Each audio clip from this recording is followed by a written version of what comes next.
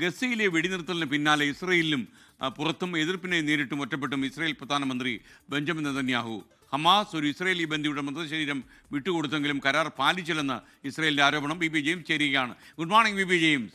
Good morning S K. High B ഗസയിലെ കാര്യങ്ങളൊക്കെ ഓർക്കുമ്പോൾ നല്ല ഉറക്കം കിട്ടുന്നുണ്ടോ? നമുക്ക് ഉറക്കത്തിന് പ്രശ്നമൊന്നുമില്ല എസ് കെ. കിടന്നാലുടൻ ഉറങ്ങിപ്പോകുന്ന രീതിയാണോ ബി പിയുടെ? ചിലപ്പോഴൊക്കെ സമയം എടുക്കും, ശ്രദ്ധിക്കണം, മനുഷ്യരല്ലേ. ഓക്കെ, അപ്പോൾ നമുക്ക് വാർത്തയിലേക്ക്.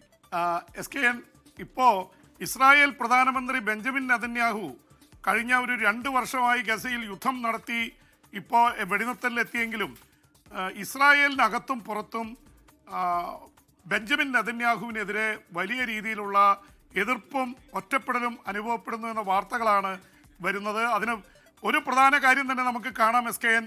അമേരിക്കയുടെ പ്രസിഡന്റ് ഡൊണാൾഡ് ട്രംപ് വന്നിറങ്ങിയപ്പോൾ അദ്ദേഹത്തിൻ്റെ കട്ടൗട്ട് വെച്ചും വലിയ സ്വീകരണം നൽകിയും മുന്നിട്ടിറങ്ങിയ ഇസ്രായേലി ജനത, പക്ഷേ ഇസ്രായേൽ പ്രധാനമന്ത്രി ബെഞ്ചമിൻ നെതന്യാഹുവിൻ്റെ പേര് പറയുമ്പോഴൊക്കെ കുക്കി വിളിക്കുന്ന തരത്തിലേക്ക് കാര്യങ്ങൾ പോയിരുന്നു.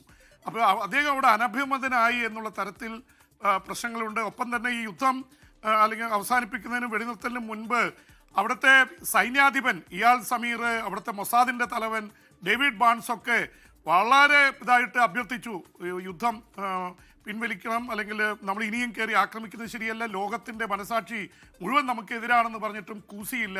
അതുകൊണ്ട് തന്നെ ഇപ്പോൾ 2 ഭാഗത്തുനിന്ന് എതിർപ്പുണ്ട്. ഒന്ന്, ഈ 67,000 പേര് ഗസയിൽ കൊല്ലപ്പെടുന്ന അവസ്ഥയിലേക്ക് എത്തിയത് കൊണ്ടാണ് ഇസ്രായേൽ ലോകത്തിന് മുമ്പിൽ ഒറ്റപ്പെടുന്ന അവസ്ഥയിലെത്തിയത്.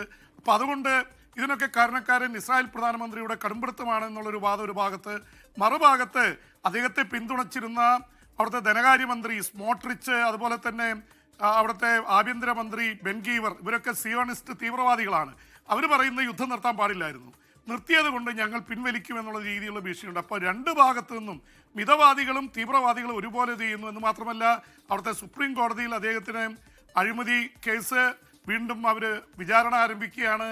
ജയിലിൽ പോയ 10 വർഷം വരെ തടവ് കിട്ടാവുന്ന ശിക്ഷയാണ്. എന്ന് മാത്രമല്ല, ട്രംപുമായിട്ട് ഇണക്കമായിട്ട് കഴിയുകയാണ്. ഈ ഇസ്രായേൽ പ്രധാനമന്ത്രി മറ്റേ ഖത്തറിൽ കയറി ആക്രമിച്ചപ്പോൾ എന്നെ വല്ലാതെ ഇയാൾ കുഴപ്പത്തിലാക്കുന്നു എന്ന് ട്രംപ് തന്നെ പരസ്യമായിട്ട് പറയുന്ന അവസ്ഥയുണ്ടായി.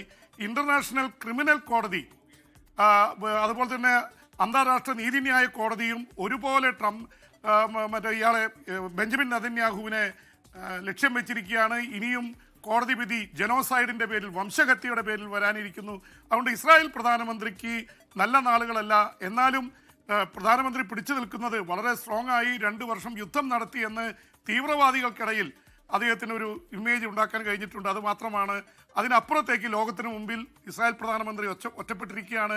ഒപ്പം തന്നെ എസ് കെയിൻ ഇപ്പോൾ ഇസ്രായേലിൻ്റെ വളരെ കടുത്ത പ്രതികരണങ്ങൾ വരുന്നത്, ഞങ്ങൾക്ക് 28 മൃതശരീരങ്ങൾ ഇസ്രായേലി ബന്ദികളെ വിട്ടുതരാമെന്ന് പറഞ്ഞിട്ട് ഇപ്പോൾ ആകെ കിട്ടിയിരിക്കുന്നത് 12-ൽ താഴെയാണ് എന്നുള്ള തരത്തിലാണ്. ഇനിയും 10-16 പേരുടെ മൃതശരീരങ്ങൾ വിട്ടുകിട്ടാനുണ്ട്. ഇന്നലെ ഒരാളുടെ മൃതശരീരം നൽകി.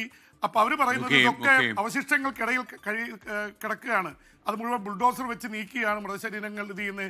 ഇസ്രായേലിൻ്റെ ആക്രമണം മൂലമാണ് ഇവർ പലരും കൊല്ലപ്പെട്ടിരിക്കുന്നത്. അങ്ങനെ അത് തിരിച്ചെടുക്കാനുള്ള സമയം വേണം എന്നാണ് പറഞ്ഞിരിക്കുന്നത് എസ് കെ എൻ. എന്തായാലും ഇത് സംബന്ധിച്ചുള്ള കാര്യങ്ങൾ മുന്നോട്ട് പോയിക്കൊണ്ടിരിക്കുന്നു. വെടിനിർത്തൽ അടുത്ത ഘട്ടത്തിലേക്ക് ഹമാസ് നിരുവായുധീകരിക്കണമെന്നുള്ളതിന് ഹമാസ് ഒന്നും മിണ്ടുന്നില്ല. അതിൽ അനിശ്ചിതാവസ്ഥയാണ്. ഇല്ലെങ്കിൽ അവരെ ആക്രമിക്കുമെന്ന് ട്രംപിന്റെ ഭീഷണി കൂടി നിലനിൽക്കുന്നുണ്ട്. ലോകത്തെവിടെയായാലും ഏത് സമയത്തും 24 വാർത്തകളും ഓഗ്മെന്റഡ് റിയാലിറ്റി പാക്കേജുകളും എക്സ്പ്ലെയിനറുകളും വിശദമായി കാണാൻ ഞങ്ങളുടെ യൂട്യൂബ് ചാനൽ നിങ്ങൾക്ക് സബ്സ്ക്രൈബ് ചെയ്യാം.